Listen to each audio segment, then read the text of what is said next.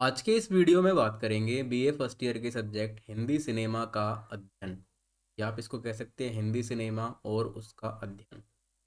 देखिए, यूनिट 1 को पढ़ रहे हैं हम अपनी। यूनिट 1 का चैप्टर 1 हम कवर कर चुके हैं पूरा 2 पार्ट के अंदर। चैप्टर 1 का लिंक दे दूंगा आपको डिस्क्रिप्शन या कमेंट बॉक्स के अंदर। वहाँ से आप उसको पूरा ज़रूर देखिए अगर आपने नहीं देखा है तो। आज हम डिस्कस करने वाले हैं चैप्टर 2 को।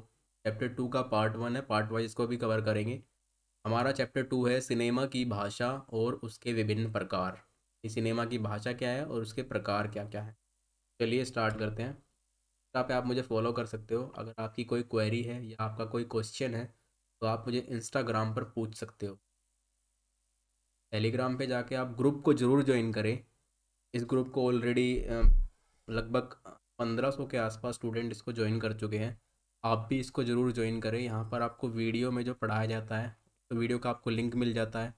और अब हमने अपने नोट्स भी इंस्टाग्राम पे देने स्टार्ट कर दिए हैं, तो आप इस ग्रुप को ज़रूर ज्वाइन करें। चलिए स्टार्ट करते हैं। सिनेमा की भाषा। देखिए, सिनेमा की भाषा की बात करें तो जिस प्रकार से कोई लेखक यानी कोई राइटर जो होता है वो क्या करता है, वो किसी विषय को चुनकर क्रमवार यानी सीक्वेंस से वाक्यों को, अनुच्छेदों को जोड़ करके एक कहानी बनाता है, कहानी कहता है। यानी जिस प्रकार एक लेखक लाइनों को जोड़ता है, वाक्यों को मिलाता है, ठीक है, पैराग्राफ को मिलाता है और मिला करके एक कहानी बनाता है। उसी प्रकार एक निर्देशक, निर्देशक कौन है? जो डायरेक्टर होता है फिल्म का, ठीक है, उसे कहते हैं निर्देशक। निर्देशक भी विषय के अनुसार यानी सब्जेक्ट के अनुसार वो शॉर्ट्स को, यानी आपको पता है मैंने पिछली वीडियो में बताया था कि मूवी को बनाया जाता है विभिन्न शॉट्स को जोड़ करके, यानी कैमरे से शॉट लिया जाता है और उन शॉट्स को जोड़कर मूवी को बनाया जाता है।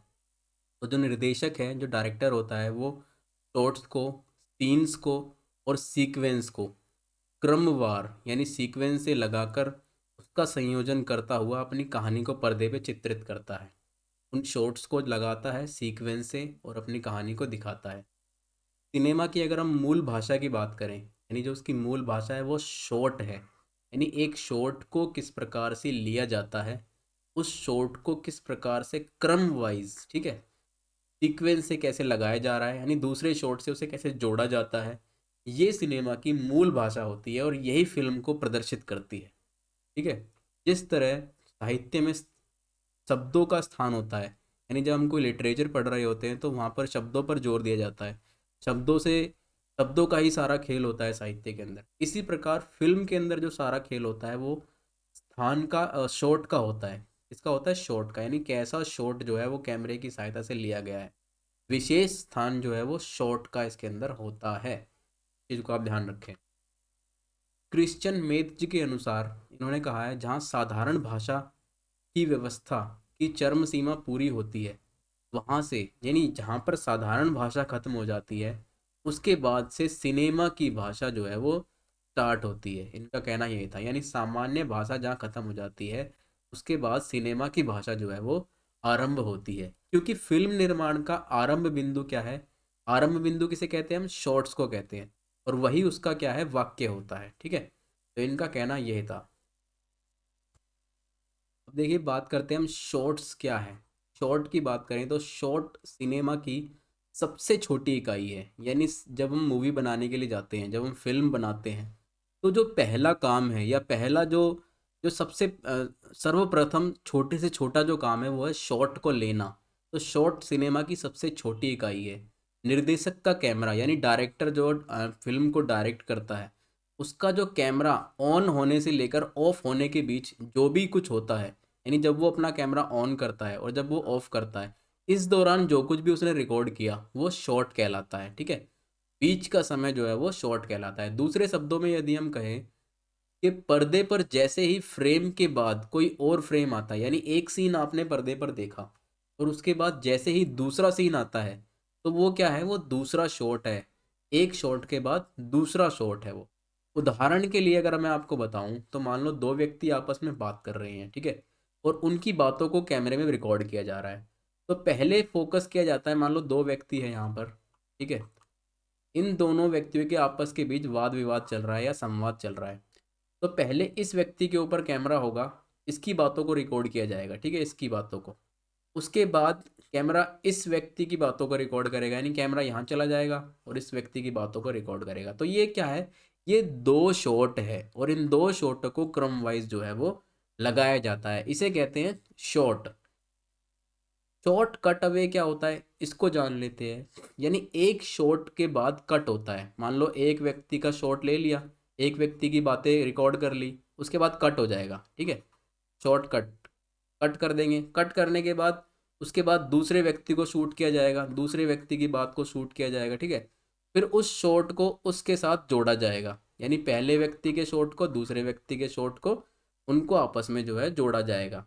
तो बीच में जो कट बोला जाता है उसे कहते हैं कट अवे। साधारण भाषा की अगर बात करें तो साहित्य में अर्धविराम की जगह सिनेमा की भाषा में इसे शॉर्ट को जोड़ने के लिए आया हुआ पॉज या अर्धविराम कहते हैं। यानी कि जब हम साहित्य लिखते हैं, ठीक है, हम मान लो कोई कहानी लिख रहे हैं, तो मान लो हमारा सेंटेंस जब पूरा हो जाता है तो हम अर्धविराम यानी कोमे का मान लो इस्तेमाल कर रहे हैं बीच में, ठीक है। मान लो एक सेंटेंस लिखा और वहाँ पे बीच में हमें कोमा लगाना है, तो हम क्या करेंगे, कोमा लगा के फिर आगे लिखना शुरू करेंगे। तो ऐसे ही सिनेमा की भाषा में क्या है, शॉर्ट कट अवे, ठीक है। शॉर्ट कट अवे का मतलब है एक चीज़ पूरी हो गई, शॉर्ट कट रुको, उसके बाद दूसरी चीज़ को कंप्लीट किया जाएगा, तो इसे कहते हैं shortcut, short cut away. Short के जो प्रकार होते हैं उसको डिस्कस कर लेते हैं, कितने प्रकार होते हैं, क्या क्या प्रकार होते हैं। तो सबसे पहले प्रकार की अगर हम बात करें तो होता है bird eye view shot. Bird eye view shot क्या होता है, यह है फिल्म की किसी लोकेशन को स्थापित करने के लिए बहुत ऊपर से लिया जाता है, बहुत ऊपर से लिया जाता है, ठीक है। इस चीज़ को आप ध्यान रखिए, जब हम किसी फिल्म की शूटिंग कर रहे हैं और मान लो कोई ऐसा आपने देखा होगा पहाड़ों का लोकेशन है, को लिया जा रहा है, तो जो ऊपर से कैमरा लिया जाता है, ठीक है, ऊपर से जो कैमरा लिया जाता है, या आपने देखा होगा जब क्रिकेट मैच चल रहा होता है तो उसके बीच में एक ऊपर एक कैमरा होता है, काफ़ी ऊपर, वो सब कुछ रिकॉर्ड करता है, पूरे दर्शकों को भी, ठीक है, पूरे ग्राउंड के एक से एक कोने को वो ले लेता है। तो इसे कहते हैं बर्ड आई व्यू शॉट। इसको पहले क्या लेते थे, हेलीकॉप्टर की सहायता से इसको लिया जाता था। यानी मान लो कोई मूवी शूटिंग चल रही है किसी मूवी की और वो चल रही है पहाड़ों के बीच और ऐसा व्यू लेना है कि पूरा सब कुछ दिख जाए, तो हेलीकॉप्टर की सहायता से वहाँ पर कैमरा पुट करके उसको शॉट को लिया जाता था। लेकिन आजकल क्या हो गया है, ड्रोन कैमरों का इस्तेमाल करने लग गए हैं। ड्रोन कैमरे आपने देखे होंगे जो उड़ जाते हैं, ठीक है, उड़ के शूटिंग होती है जिससे, इस प्रकार का होता है ड्रोन कैमरा, कुछ उसको हवा में उड़ा दिया जाता है और उससे शूट कर लिया जाता है। तो आजकल हम ड्रोन कैमरों का यूज़ करते हैं। इसके बाद बात करते हैं मास्टर शॉट की, या इसे कहते हैं स्टैब्लिशिंग शॉट, इसे ये भी कह सकते हैं। फिल्म में कहानी किस जगह की है और किस परिवेश की है, यह बताने के लिए अक्सर इस तरह के शॉट का प्रयोग किया जाता है। यानी मास्टर शूट हमें क्या बताता है कि जो हम फिल्म देख रहे हैं वो किस परिवेश की है, ठीक है, और कहाँ की है। मान लो तमिल नाडु की कोई फिल्म बन रही है, ठीक है, तो हम कैसे उसको पहचानेंगे, उसके मास्टर शॉट से हम उसको पहचानेंगे कि ये तमिल परिवेश की है, ठीक है। मान लो हिमाचल में मूवी बन रही है, तो उस परिवेश को पहचानने के लिए हमें जो मास्टर शॉट निर्देशक के द्वारा लिया गया है वो हमें बताएगा।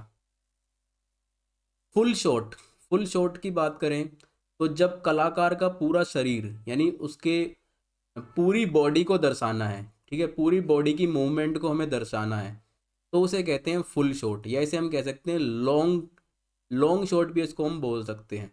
इसके अंदर कलाकार के पूरे हाव भाव को लिया जाता है, उसके द्वारा किया गया एक छोटे से छोटा एक्शन उसको भी इसमें रिकॉर्ड कर लिया जाता है, इसे कहते हैं फुल शॉट। इसके बाद बात करते हैं मिड शॉट की। मिड शॉट में क्या होता है, कलाकार के ऊपरी हिस्से को यानी कि गर्दन से लेकर कमर तक के हिस्से को इसमें शूट किया जाता है। बेसिकली इस पे फोकस किया जाता है कि कलाकार जो है, जो एक्टर है वो कह क्या रहा है, ठीक है, उसकी बातों को बेसिकली इसके अंदर, या जो उसके फेस के मूवमेंट है उसको इसके अंदर रिकॉर्ड किया जाता है, उसे कहते हैं mid shot. Mid close up shot, mid close up shot क्या होता है, इसमें कलाकार के हाव भाव को बारीकी से दिखाने के लिए कंधे से चेहरे तक का हिस्सा लिया जाता है। यानी मिड क्लोज, बिल्कुल क्लोजअप वाला जो शॉट है, यानी पूरे उसके आईज के जो और फेस के जो एक्सप्रेशन है, लिप्स के जो एक्सप्रेशन है, उसको कैप्चर करना, उसे कहते हैं mid close up shot. Extreme close up, extreme close up shot के अंदर आता है कलाकार के हाव भाव या उसके विशेष भाव की डिटेल को ज़्यादा गौर से दिखाना। मान लो कोई कलाकार अपने आईब्रोज को मटका रहा है, ठीक है, या आंखों को आंखें मार रहा है, उसको दिखाना है, तो उसे कहते हैं एक्सट्रीम क्लोजअप। बिल्कुल आंखों पे जाके क्लोजअप किया जाएगा, ठीक है, कि उसने इस प्रकार से आंख मारी, या इस प्रकार से उसने अपनी बोहो को, आईब्रोज को जो है वो उसने ऐसे ऐसे किया, तो इसे कहते हैं एक्सट्रीम क्लोजअप। या बिल्कुल लिप्स का मान लो, ठीक है, लिप्स का क्लोजअप लेना है, या बिंदी का क्लोजअप लेना है, या हाथ का क्लोजअप लेना है, और ज़्यादातर इसको फेस के क्लोजअप के लिए यूज़ किया जाता है, ठीक है, तो उसे कहते हैं extreme close up shot. Over the shoulder shot, over the shoulder shot होता है जब दो व्यक्ति आमने सामने बात कर रहे हैं, तब एक व्यक्ति के बोलने पर दूसरे व्यक्ति के कंधे से, बगल से यह शॉट लिया जाता है, ठीक है, सोच लिखा हुआ है यहाँ पर, शॉट आएगा ये, यह शॉट लिया जाता है। इस शॉट के जरिए दोनों पात्रों के भाव भंगिमा और क्रिया प्रतिक्रिया को दर्ज किया जाता है। मैं आपको समझाता हूँ डिटेल से। देखिए, दो व्यक्ति है, आपस में बात कर रहे हैं, वाद विवाद चल रहा है, तो इसके कंधे पर रख के इस व्यक्ति को शूट किया जाएगा, और इसके कंधे पे रख के इस व्यक्ति को शूट किया जाएगा। इसे कहते हैं over the shoulder shot. Face to face shot, जब दो व्यक्ति आमने सामने बात करते हैं, इसमें दो ही पात्र साइड से दिखाए जाते हैं, और इसमें दोनों कलाकारों का कमर से ऊपर का हिस्सा दिखाया जाता है। फेस टू फेस शॉट के अंदर दो व्यक्ति जब आपस में बात कर रहे हैं, तो कैमरे को ऐसे लिया जाएगा कि वो दोनों को दिखा रहा है। इस दृश्य को बोलते हैं फेस टू फेस शॉट। और इस दृश्य के अंदर बेस से ऊपर यानी कमर से ऊपर के हिस्से को दिखाया जाता है, ठीक है। आपने नाटक जो आप देखते हो, सीरियल्स देखते हो, उसके अंदर ये सब सीन ज़्यादातर देखे जाते हैं कि किस प्रकार से दोनों व्यक्तियों को दिखाया जाता है। इसके बाद बात करते हैं लो एंगल शॉट की। लो एंगल शॉट होता है किसी वस्तु या पात्र को मंडित या शक्तिशाली दिखाने के लिए। मान लो कोई छोटी वस्तु है, उसको बड़ा करके दिखाना है, ठीक है, या कोई बच्चा है, उसको बड़ा करके दिखाना है, या फिर एक्शन मूवी के अंदर ज़्यादातर इसको यूज़ किया जाता है। एक्शन मूवी के अंदर कुछ बड़ी चीज़ दिखानी है हमें, तो उसे कहते हैं लो एंगल शॉट, ठीक है, ताकि वह व्यक्ति वस्तु अपने सामान्य आकार से ज़्यादा बड़ी दिखाई दे, यानी जो उसका सामान्य आकार है उससे काफ़ी ज़्यादा बड़ी दिखाना, उसे विराट दिखाना उसे, ठीक है, तब हम लेते हैं लो एंगल शॉट। और ये अक्सर कब होता है, एक्शन मूवीज जो हमारी बनती है उसके अंदर इसको इस्तेमाल किया जाता है। हीरो या विलन को खतरनाक दिखाने के लिए या बड़ा दिखाने के लिए इसका यूज़ किया जाता है। इसके बाद बात करते हैं हाई एंगल शॉट की। हाई एंगल शॉट में क्या होता है, देखिए, इसमें किसी वस्तु या पात्र को प्रभावहीन दिखाने के लिए कैमरे को तुलनात्मक रूप से ऊपर रखा जाता है, ताकि वह व्यक्ति या वस्तु अपने सामान्य आकार से छोटी और नग्न दिखाई दे। यानी मान लो किसी वस्तु को बहुत छोटा दिखाना है, ठीक है, या ऐसा दिखाना है कि वो दिखाई बिल्कुल नाम मात्र की दिखाई दे रही है, तो क्या होगा, कैमरे को काफ़ी ज़्यादा ऊपर कर दिया जाएगा, और ऊपर से उसको सीन को शूट किया जाएगा। तो वो जो वस्तु होगी या व्यक्ति होगा वो अपने सामान्य आकार से काफ़ी ज़्यादा छोटा दिखाई देगा। इसे कहते हैं हाई एंगल शॉट। इसके बाद देखिए, शॉट को हमने डिस्कस कर लिया कि कितने प्रकार के शॉट होते हैं और कितने प्रकार के शॉट से मूवी को बनाया जाता है, ठीक है, high angle, low angle, mid up, close up, ये सभी शॉट्स को हमने डिटेल से डिस्कस कर लिया। अब हम बात करते हैं सीन, यानी दृश्य। सीन क्या होता है, शॉट्स को एक ही क्रम से जोड़ने पर दृश्य यानी सीन का निर्माण होता है। यानी एक शॉट हमने ले लिया, फिर दूसरा शॉट हमने ले लिया, तो जब वो शॉट हमारा कंप्लीट हो जाता है तो वो एक सीन बन जाता है, ठीक है, तो उसे कहते हैं हम सीन। सीन से तात्पर्य, यहाँ पे चीन लिखा हुआ है, ये गलती है, सीन आएगा यहाँ पर, सीन आएगा।